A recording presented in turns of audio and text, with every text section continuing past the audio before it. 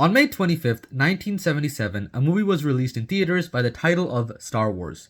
Directed by George Lucas, it was a sci-fi film with a touch of the fantastical. It followed the story of a farm boy by the name of Luke Skywalker, who had encountered a little robot carrying a message from a princess to a man named Obi-Wan Kenobi.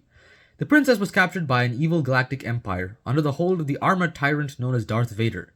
This would take Luke on an adventure, full of action and thrills, and taught the young man incredible things, like the Force. It's an energy field created by all living things. It surrounds us and penetrates us. It binds the galaxy together. And that there were individuals who could use this Force to do great and terrible things. Luke Skywalker would learn of his heritage as the son of a Jedi, which was an order of Force users that sought to serve the galaxy and use their powers for the sake of good. Luke would also learn of the Sith, a corrupt emitter of the Jedi Order that numbered in two, and were the ones who had slaughtered the Jedi and reduced them to nothing more than myths.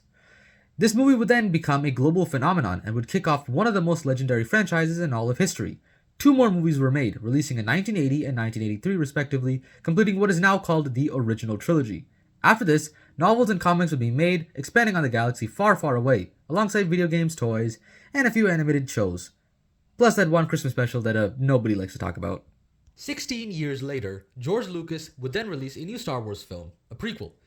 This film would kick off another trilogy of films that documented the life story of Anakin Skywalker, Luke Skywalker's father, and showcased the Galactic Empire's origins.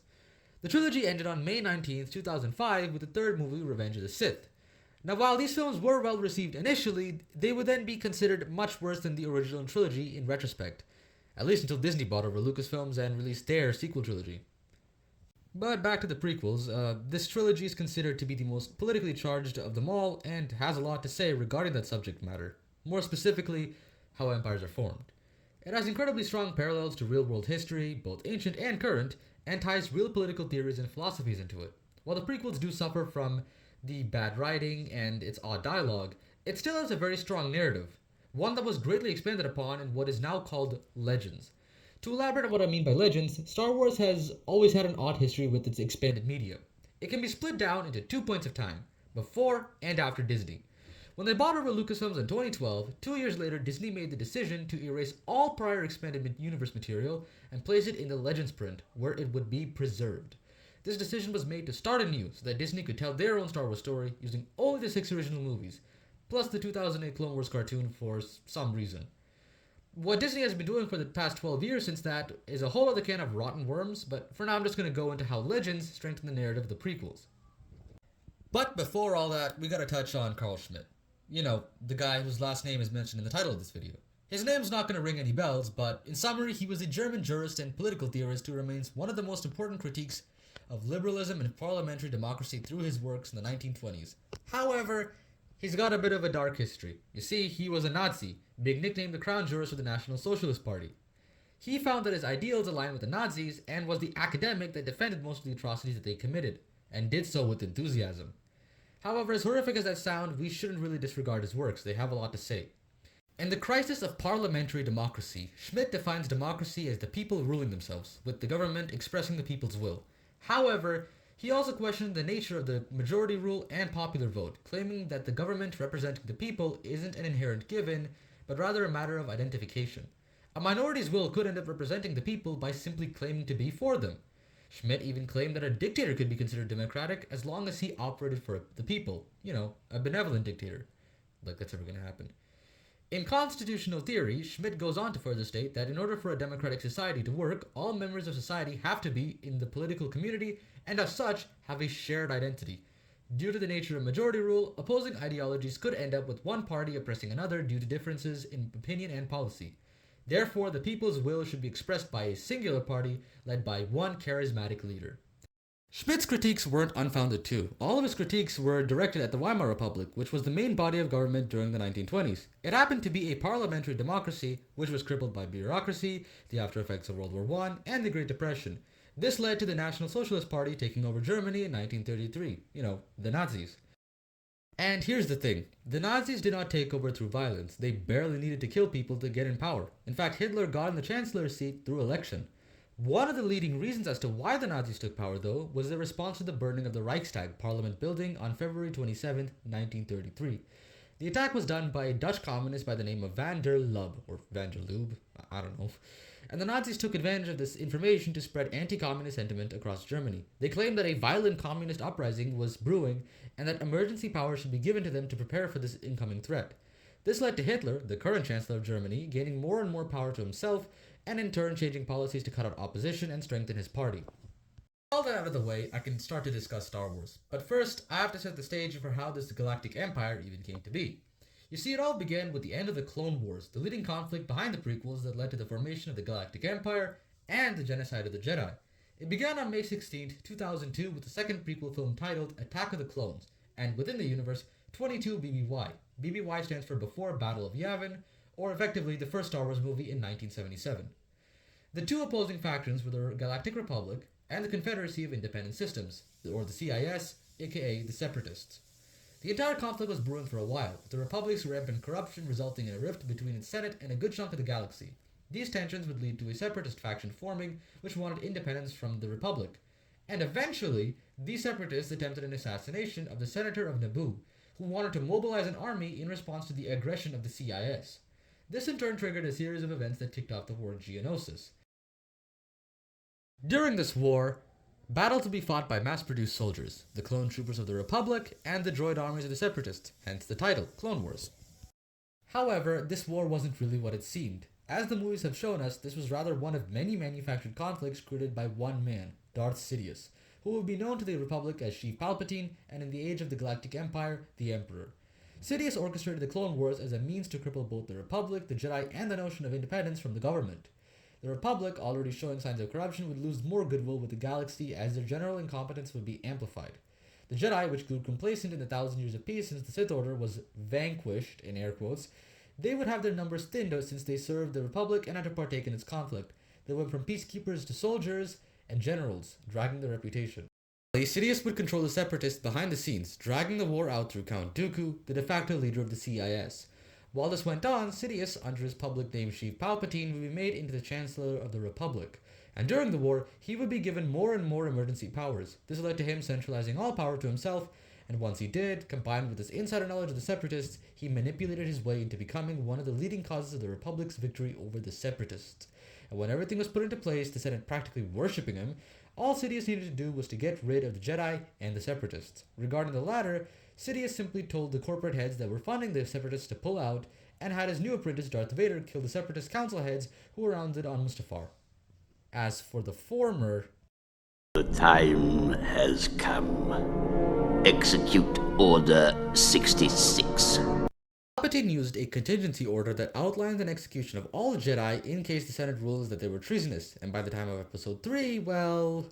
I am the Senate. The clone troopers, who were loyal to the Republic over anything else, followed their orders and killed their Jedi without remorse. Once that was complete, Palpatine declared the Republic to be remade into a galactic empire.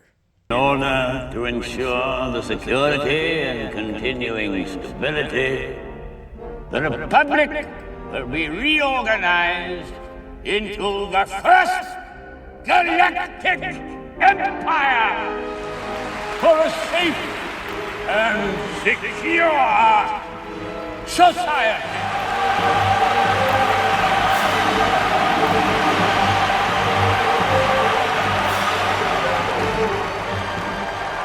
So this is how liberty dies, with thunderous applause. As you can see, the Galactic Republic's change into the Empire has very strong parallels to how the Weimar Republic turned into Nazi Germany. And I'm not alone here. There have already been journals and articles drawing these same parallels, some even drawing from Carl Schmitt. For example, Joris van der Riet wrote in his article Revenge of the Schmitt that Schmitt himself defined the parliamentary democracy as a form of government by discussion. Decisions are not made when conflict arises in these form of governments, rather all they result in is endless discourse and opposing political parties arguing.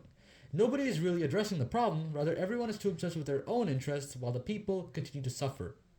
This is reflected through how both Palpatine and Anakin Skywalker critique the Republic, sounding very much like Schmitt. There is no civility, only politics. The Republic is not what it once was. The Senate is full of greedy, squabbling delegates. There is no interest in the common good. I don't think the system works. How would you have it work?